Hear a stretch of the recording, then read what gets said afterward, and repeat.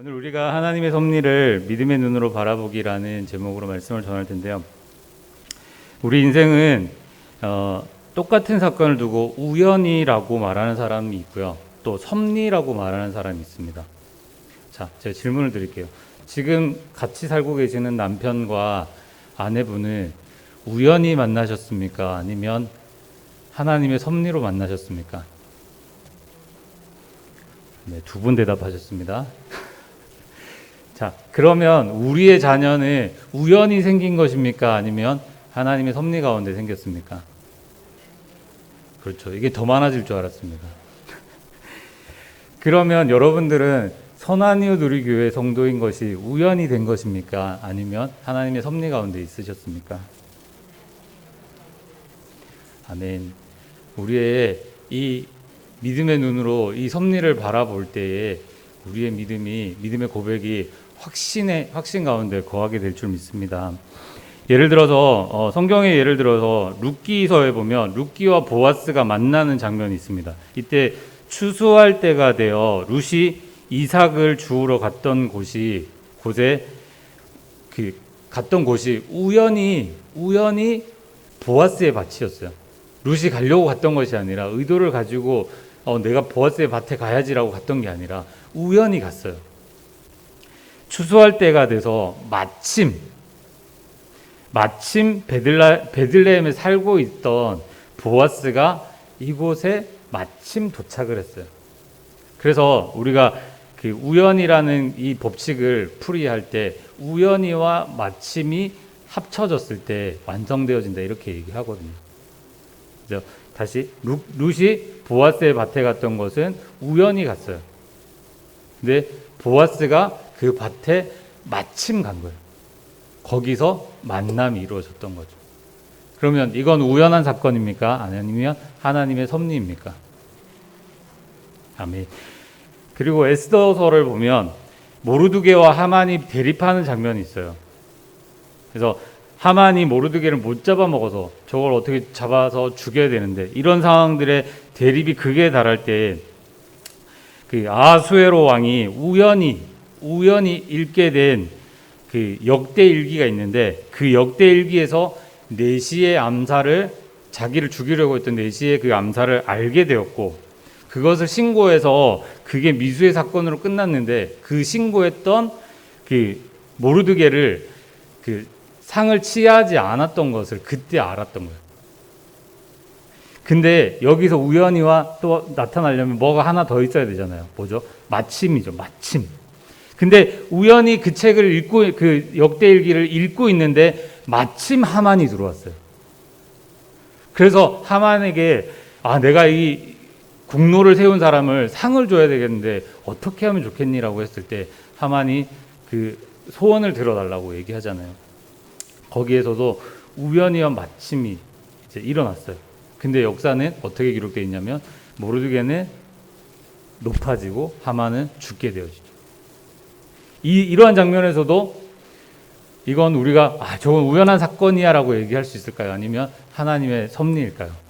하나님의 섭리일 줄 믿습니다. 하나님의 섭리에는 오늘 하나님의 섭리에 대해서 오늘 말씀을 통해 살펴보고 우리의 삶 전체를 믿음의 눈으로 바라볼 수 있게 되기를 소망합니다. 아멘. 하나님의 섭리에는 세 가지 요소가 있어요. 우리 PPT가 있는데요. 자, 첫 번째가 좀 어렵습니다. 이게 신학 용어라서 어려워요. 그런데 한번 찬찬히 읽어보시면 이게 딱 느껴지실 거예요. 자, 첫 번째는 뭐라고요? 보존입니다.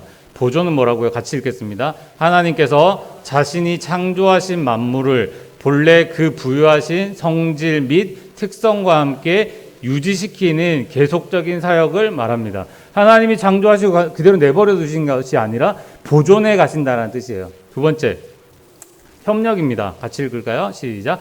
하나님의 의지와 능력이 자연 세력이나 인간의 의지와 같은 종속적인 능력과 합력하여 하나님의 작정된 뜻을 이루게 하는 하나님의 섭리의 한 요소입니다. 하나님이 그냥 우리가 일하도록 우리 그 자연 만물을 그냥 잘 알아서 소생하고 이렇게 운행되도록 하는 것이 아니라 하나님께서 적절하게 참여하셔서 협력해 간다라는 것을 뜻합니다. 세 번째입니다. 통치입니다. 같이 읽을까요? 시작.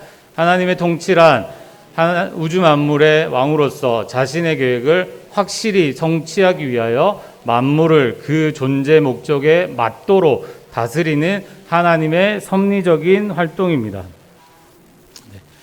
하나님은 우리를 통치하시는 줄 믿습니다. 네. 그렇기 때문에 이 세 가지 요소가 딱 맞아들어질 때 우리는 뭐라고 얘기하냐면 하나님의 섭리입니다라고 얘기합니다. 말이 어렵죠. 그래서 웨스트민스터를 신앙고백서가 이러한 어려운 말들을 쉽게 풀어놨는데 웨스트민스터 신앙고백서에서 이렇게 얘기합니다. 자, 섭리를 두고 세 번째 줄부터 읽겠습니다. 시작. 하나님의 섭리는 하나님의 완전한 거룩과 지혜와 능력으로 모든 피조물과 모든 역사를 보존하며 통치하는 것이라고 답하고 있습니다. 이렇게 하면 좀 쉬우세요? 좀 쉬우시죠? 그래서 제가 더 쉽게 만들어놨어요. 시작. 섭리란 작정의 실현으로 하나님이 창조하신 모든 것들을 창조의 목적대로 유지하고 보존하실 뿐 아니라 그 목적을 이룰 수 있도록 끊임없이 간섭하고 통치하시는 행위를 의미합니다. 아멘. 그렇기 때문에 우리는 하나님의 섭리입니다라고 고백할 수 있는 거예요. 섭리의 성질도 있어요. 어려운데요. 그래도 그냥 한번 그냥 쑥 읽고 갈게요. 섭리는 네, 보편성입니다. 시작. 섭리의 범위는 보편적이다. 성경은 모든 자연 법칙들, 역사의 진정, 개인들의 다양 화복이 항상 하나님의 섭리적 관할에 있다고 말씀하고 있다. 하늘과 땅의 모든 만물과 만사가 스랍들로부터 작은 원자까지에 이르기까지 그의 끊임없는 섭리에 의해 정돈되고 유지되고 진행되고 있다. 이 말을 쉽게 얘기하면 우리가 마시고 있는 이 공기조차도 하나님의 섭리 가운데 있다라는 뜻입니다.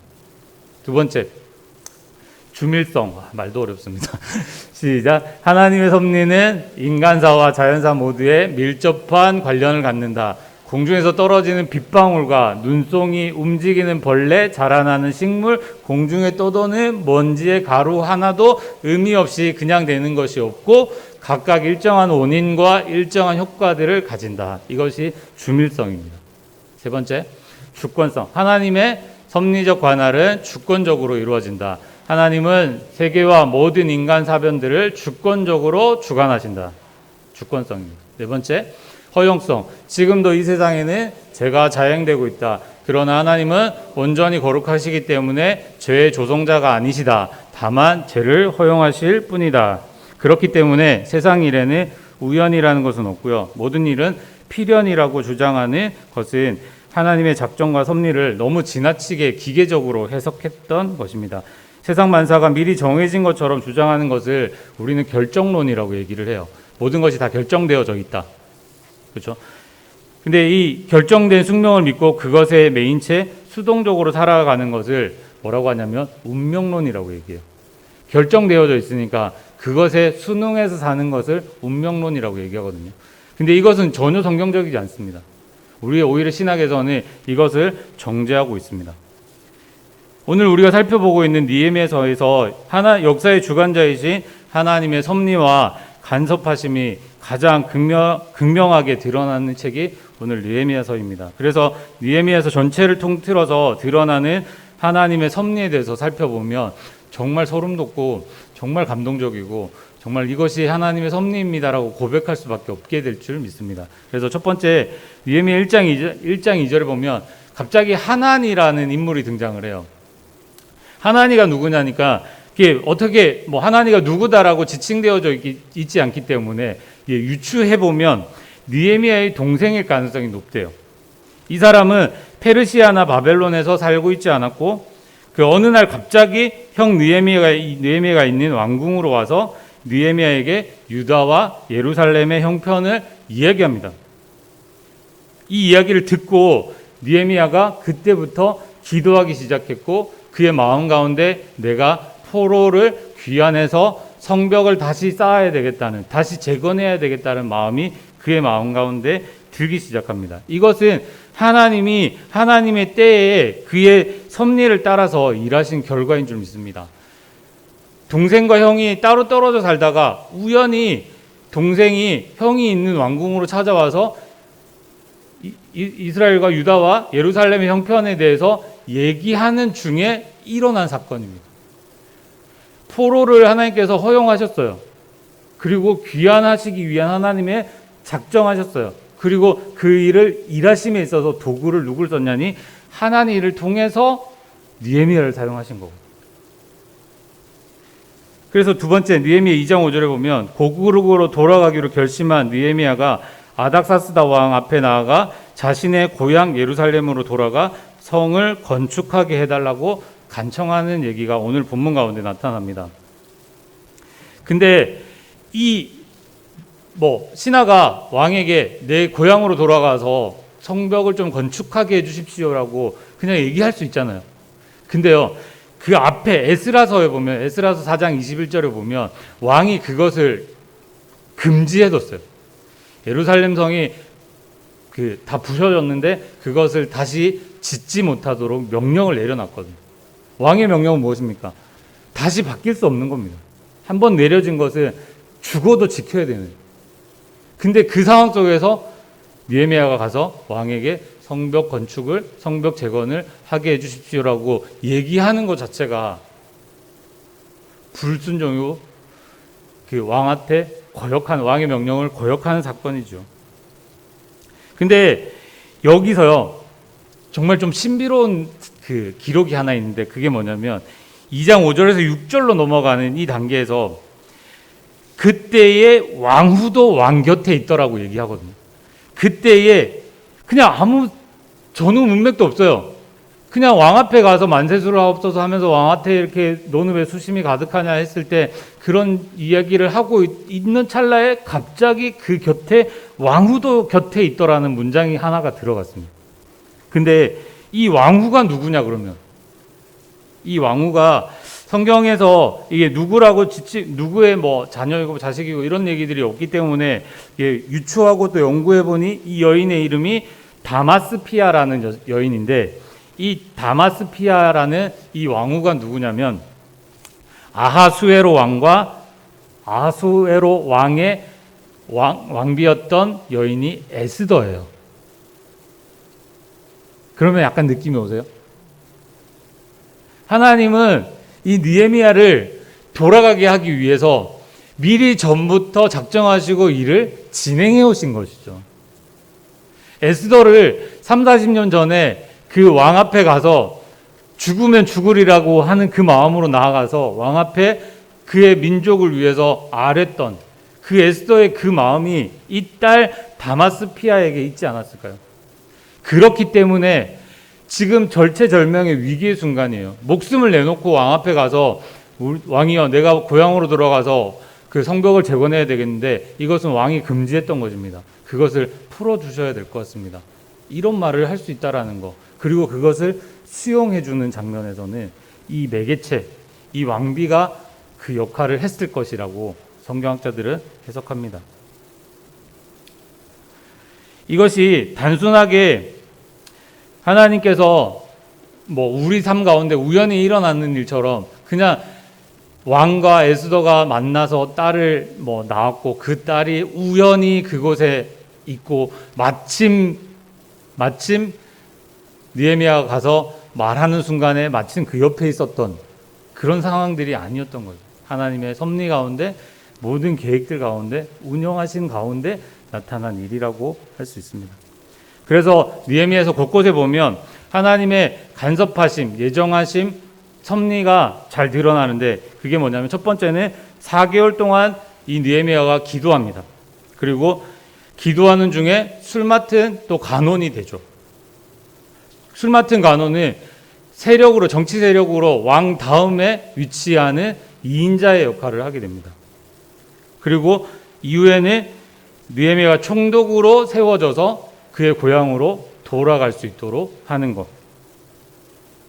이 모든 것들이 하나님의 작정과 섭리 가운데 진행되어졌다라는 것을 우리는 성경을 통해서 알 수 있습니다.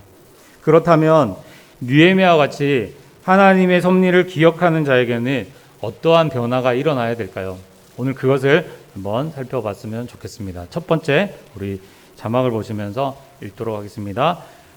제가 그 주제를 읽어드리면 첫째 하면 같이 읽어주십시오. 느헤미야와 같이 하나님의 섭리를 기억하는 자에게는 어떠한 변화가 일어납니까? 첫째, 신앙의 진보가 완성됩니다. 참된 신앙의 진보는 나를 향한 하나님의 섭리를 기억할 때 완성되어질 것입니다.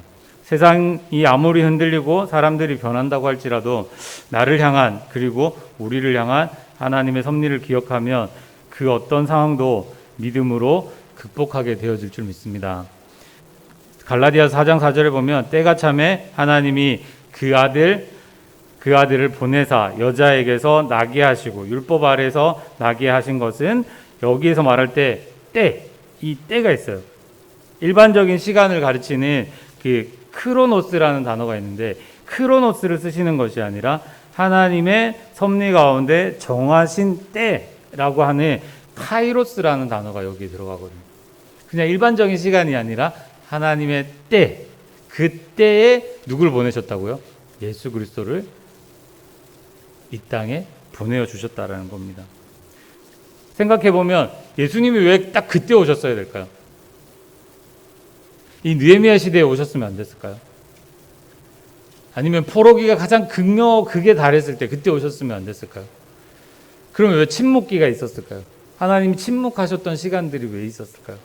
그러한 시간들을 우리는 알 수 없어요. 우리는 해석할 수 없어요. 왜 하나님 그렇게 하십니까? 왜 그렇게 침묵하고 계십니까? 왜 하나님 우리를 이대로 내버려 두십니까? 라고 우리 인간적인 생각에서는 하나님 앞에 따질 수 있어요. 근데 뭐라고 하냐면 그것이 하나님의 때라는 것이죠. 우리가 잘 기억해야 되는 것이 뭐냐면 이 세상에서 벌어지고 있는 그 어떤 것도 하나님의 손에서 벗어나서 행해지는 것은 하나도 없는 줄 믿습니다. 이거 중요한 말인데. 이 세상에서 벌어지는 그 어떤 것도 하나님의 손에서 벗어나서 행해지는 것은 하나도 없는 줄 믿습니다. 아멘. 그렇습니다. 이것을 우리는 믿어야 합니다. 우리가 지금 당한 고난이나 우리 가정이 겪고 있는 아픔, 그리고 우리 교회가 처한 힘든 상황들이 왜 하나님 이대로 두십니까? 왜 우리 가운데 이 고통을 주십니까? 어려움을 주십니까? 그렇게 불만불평하면 우리의 신앙은 절대 성장하지 않습니다. 하나님, 이때이군요. 하나님께서 이때를 위함이시군요. 어려운 시간들을 지나서 이때를 위함이시군요. 제가 왜 이 문장을 넣었냐면, 저는 교회 좀 전에 앉아있다가도 울컥해가지고 한참 울었는데, 제 별명이 울보전도사였어요. 청소년부에서. 우리가 그 힘든 시간들을 지날 때 우리의 고백이, 우리의 그 하소연, 그 읍소가 뭐였습니까? 왜 하나님, 왜 우리에게 이 힘든 시간을 주십니까? 이 어려운 시간을 주십니까? 왜 이런 것을 우리가 봐야 됩니까? 이런 일들을, 이런 고백들을 우리가 참 많이 했지 않습니까? 제가 제일 많이 했던 것 같아요. 정말 많이 울면서 하나님 왜, 아니 이렇게 순수하고 이렇게 착하고 이렇게 충성된 하나님의 종들이 있는 이 교회에 어떻게 이런 일들을 경험하게 하십니까? 그때는 불만불평밖에 없었던 것 같아요. 하나님 앞에서. 근데 회복되어져서 교회에서 예배드리는 모습들 보고 앞으로 이 교회가 하나님 앞에 쓰임 받을 것이 이게 보여질 때마다 이 고백밖에 없어요. 하나님의 섭리구나. 하나님 섭리였구나. 이것이 우리의 고백이 되길 소망합니다. 하나님 섭리 가운데 있습니다. 우리가 어려운 시간들을 지났던 것도 하나님의 섭리 가운데 있었고, 지금 코로나라는 위기 가운데 있는 것도 하나님의 섭리 가운데 있습니다. 그러나 하나님의 때가 올 줄 믿습니다. 이 고통을 주신 시간들이 하나님의 그 때를 위함임을 우리가 믿음의 눈을 열어서 바라볼 때에 우리가 이겨낼 힘을, 또 신앙의 진보가 일어나게 되어질 줄 믿습니다. 그렇다면 두 번째, 느헤미야와 같이 하나님의 섭리를 기억하는 자에게는 어떠한 변화가 일어날까요? 둘째, 내게 일어나는 모든 일에 대하여 감사하게 됩니다. 둘째, 한 번만 더 읽겠습니다. 둘째, 시작. 교회에서 사역하고 교회에서 상담을 하다 보면 가장 많이 접하는 단어나 혹은 문장이 왜 하나님이 내게 이러한 일을 허락하셨는지 모르겠습니다. 이 말을 되게 많이 해요. 왜 이런 일이 내게 일어났는가 하는 것이죠. 즉 내가 원하지 않았던 일이 내 삶 가운데 자주 일어나는 것을 보면서 안타까운 심정으로 하나님께 한탄하며 기도하는 모습을 종종 발견하게 됩니다. 자, 우리의 신앙의 고백, 기도할 때 신앙의 고백이 두 가지로 나타나요. 어떻게 나타나냐면 감사. 하나님 감사합니다. 내 삶 가운데 일어나는 일들에 감사합니다. 자, 자신을 한번 잘 돌아보십시오. 내 기도 가운데 하나님 감사합니다. 이게 많은지, 하나님 왜 이래요? 하나님 우리 집은 왜 이래요? 내 삶은 왜 이래요? 아니 왜 이러한 일들이 지금 일어나고 있는 거예요? 왜 나한테 이런 일이 하필 일어나요? 누구 집은, 누구는, 어떤 사람은 저렇게 잘 되는데, 저렇게 잘 나가는데 왜 나는, 왜 우리는 이런 어려운 시간들을 허락하십니까? 이런 내용들이 더 많으십니까? 통계적으로 보면 감사가 많을까요? 한탄이 많을까요? 한탄이 많다고 합니다. 그것은 우리 문제를, 우리 이 인생의 문제는 대부분이 하나님의 그 섭리를 보지 못하는 것에 있습니다. 우리는 점에 익숙해 있습니다. 그 앞에, 지금 우리 앞에 있는 이 문제에만 집중하는, 큰 하나님의 나라의 관점에서 보면 정말 이것이 지나갈 일들이고 이것을 통해서 연단되고 훈련되어져서 하나님께서 정금같이 쓰게 되어질 거라는 이 넓은 계획을, 이 큰 계획 가운데 우리가 들어가 있지 않고 단순히 내 앞에 있는 이 문제, 이거 잘 되면 감사하고 이거 잘 안 되면 한탄하고 하는 우리의 성숙하지 못한, 우리의 인간적인 연약함, 이것이 드러나는 명확한 표현이라고 할 수 있습니다. 그럼 우리는 어떻게 해야 될까요? 큰 하나님의 계획을 바라보는 눈을 가져야 될 줄 믿습니다. 그렇죠. 우리가 큰 하나님의 계획 가운데 하나님의 그 계획을 바라볼 수 있는 눈을 가진다면 우리 앞에 당도한 일들 앞에 날마다 감사할 수 있는 겁니다. 서울의 대형 교회에서 감사 노트를 쓰자라는 캠페인을 벌이고 있는 교회가 있어요. 그때 성도들이 감사 노트를 쓰는데 한 줄을 넘어가기 힘들었대요. 3개월이 지나고 6개월이 지나고 목사님 왜 우리 이거 계속 해야 되나요? 이거 이렇게 힘든데 왜 맨날 이 감사합니다를 써야 되나요? 라고 했는데 지금 3년이 지났을 때는 감사가 30개, 60개, 100개가 되고 있대요. 뭘까요? 관점이 바뀐 거 아닐까요? 또 상황은 똑같을 거예요. 우리 앞에 이 처해진 상황들이 크게 달라지지 않았을 거예요. 근데 뭐가 달라졌냐면 관점이 바뀐 거죠. 어디서? 내 관점에서 그 점 하나만 보고 있던 그 관점에서 하나님의 관점으로 넓어지니까 그 관점을 볼 수 있는 눈을 가지게 되니까 어떻게 되냐면 어려움을 당해도 감사, 기쁜 일을 만나도 감사, 오늘 내게 주어져 있는 이 형편 상황들 그냥 이 하나하나가 감사하니까 감사 노트를 적다 보니까 30개, 60개, 100개가 된다라는 것이죠. 믿음의 눈을 열어서 하나님의 계획을, 하나님의 나라의 확장을 바라볼 수 있는 눈을 꼭 가지시는 우리 성도님들 되시기를 소망합니다. 이 신약 성경에 좋은 예가 있어요. 빌립보서 2장 26절에서 29절에 보면 사도 바울의 충직한 동역자였던 에바브로디도라는 사람이 갑자기 안타깝게 중병에 걸려서 죽을 상황들이 묘사되고 있습니다. 인간적인 면에서 보면 지금 이 상황에 왜 하필 이때일까요? 근데 사도 바울은 이렇게 고백합니다. 하나님의 긍휼하심을 체험할 수 있는 기회구나. 사람이 죽을 상황들, 이별을 해야 되는 상황들, 아픔의 시간들을 지나야 되는 그 시간에 너무너무 충직한 동역자였던 에바브로디도를 보내야 되는 바울의 그 심정이 하나님께 불평을 하는 것이 아니라 하나님의 긍휼하심을 체험하는 기회다라고 고백하고 있습니다. 하나님께서 에바브로디도를 얼마나 사랑하시고 인도하시는지를 깨달을 수 있는 기회라고 말하고 있습니다. 또 스데반도 그렇습니다. 스데반이 돌에 맞아 죽는 장면이 사도행전 7장에 나타나는데, 사도행전 7장에서 이건 감사의 조건이 나올 수 없어요. 돌 맞아 보셨어요?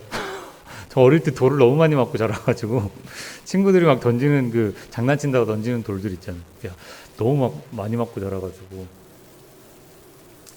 근데 돌 조그만 거 맞아도 되게 아프거든요. 기분 되게 안 좋거든요.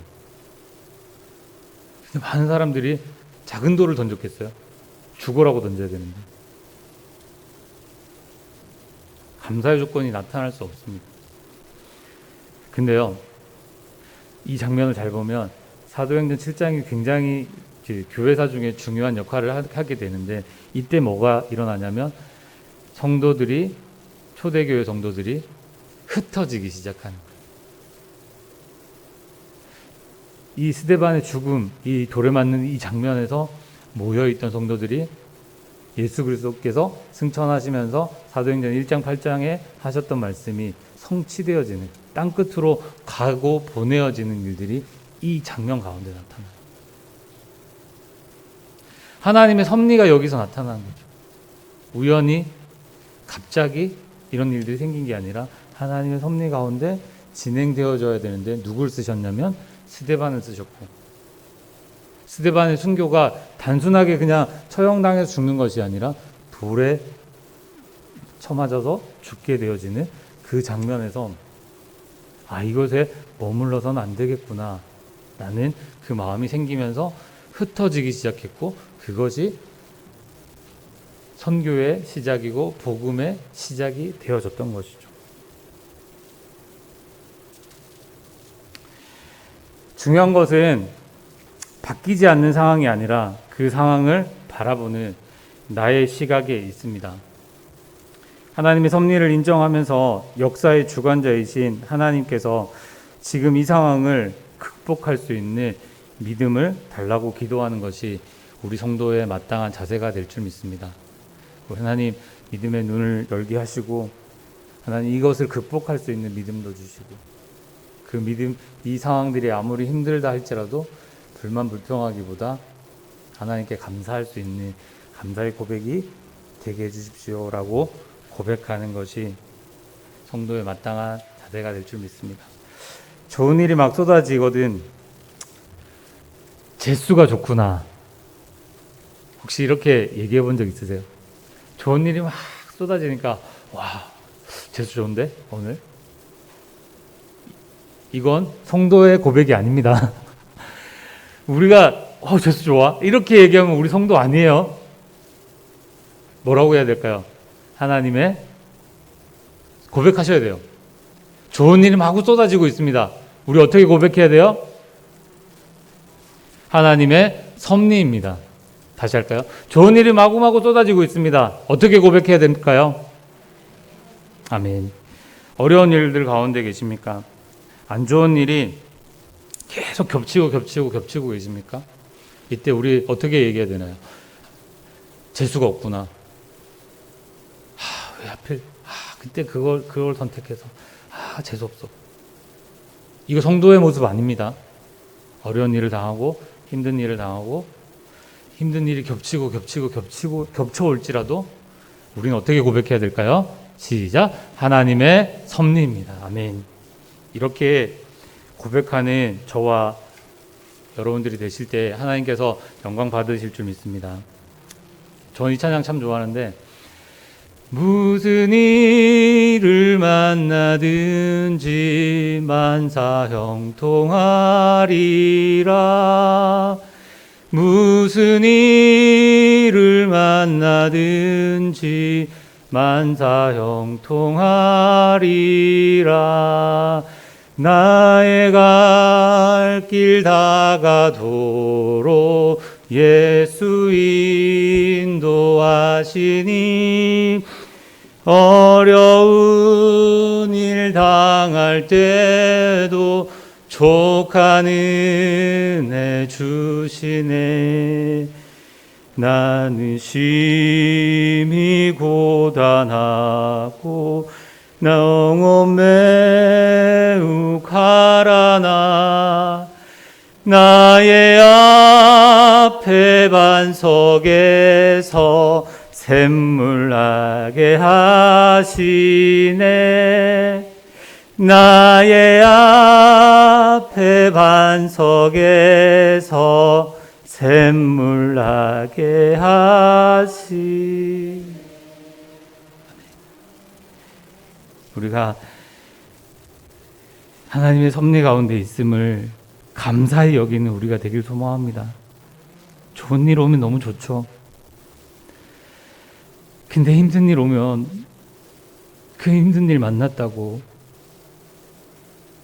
하나님께 불만불평하고 하나님 모른다 할 거 아니잖아요. 그럼 우리 어떻게 해야 될까요? 하나님의 때를 기다리며 오늘 하루 내게 주어진 삶 가운데 감사하며 나아가야 되는 것이 성도의 본분이 될 줄 믿습니다. 어려운 시간들, 힘든 시간들 너무 많겠죠. 일희일비하지 마시고 하나님의 일하시는, 통치하시는, 섭리하시는, 예정하고 작정하시고 실행해 가시는 그 하나님의 손에 붙들려 날마다 승리하는 삶을 살아가시는 우리 모든 성도님들 되시기를 소망합니다. 아멘. 우리 같이 한번 기도했으면 좋겠습니다. 하나님,